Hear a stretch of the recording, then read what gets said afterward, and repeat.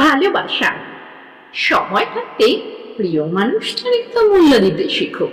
কারণ অতিরিক্ত অভিমান নিয়ে যারা হারিয়ে যায় তা কখনো ফিরে আসে না। সময় থাকতে তোমার ভালোবাসার মানুষটাকে একটু মূল্য দিতে শিখো। ভালোবাসি। কলমে সুস্মিতা ভুইয়া, কণ্ঠে আমি অর্পিতা পাল।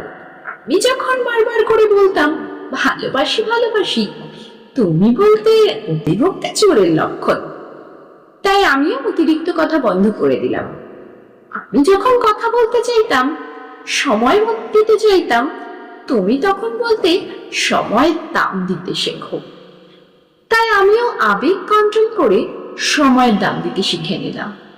আমি যখন তোমার একটা কল বা মেসেজের জন্য দীর্ঘ সময় অপেক্ষা করতাম, তুমি বলতে বেশি আশা ভালো না। তাই আমিও আশা ছেড়ে দিয়ে অপেক্ষা করতে ভুলেই গেলাম।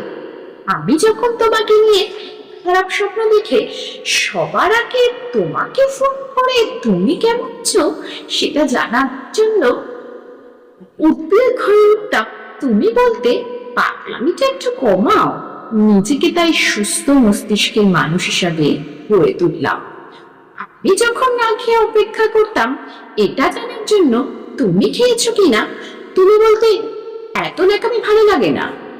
তাই ন্যাকামি ছেড়ে নিজের মতামতকে গুরুত্ব দিতে শিখলাম। আমি যখন মন খারাপ করতাম তুমি আমাকে বলতে তুমি এত দুর্বল কেন। তাই মন খারাপ ছেড়ে নিজেকে শক্ত করে নিলাম। কিছুদিন পর তুমি যখন যেতে চাইলে আমি বললাম যেতে পারো, আটকাবো না। তখন তুমি বুঝতে পারলে আমি বাস্তবতা শিখে গেছি। হ্যাঁ, তুমি আমায় অনেক কিছু শিখিয়েছো, এর জন্য তোমাকে অনেক ধন্যবাদ। তবে তুমি হয়তো জানতে না এই ন্যাকামিগুলোই একটা সুন্দর ভালোবাসার ইতিহাস গড়ে তোলে। তুমি হয়তো জানতে না এই ছোট ছোট আবেগগুলো থেকে ভালোবাসা তৈরি হয়। তুমি হয়তো জানতে না আমি ভালোবাসি বলেই আমার অতি গুরুত্বপূর্ণ সময়গুলো তোমায় দিতাম। আজ আমিও একটা জিনিস তোমাকে শেখালাম, সময় থাকতে মূল্য দিতে শিখো। অতিরিক্ত অভিমান নিয়ে যারা চলে যায় তারা আর কখনো ফিরে আসে না। সময় থাকতে ভালোবাসার মানুষটিকে মূল্য দিতে শেখো, নাহলে তারাও তোমার জীবন থেকে একদিন ঠিকই হারিয়ে যাবে।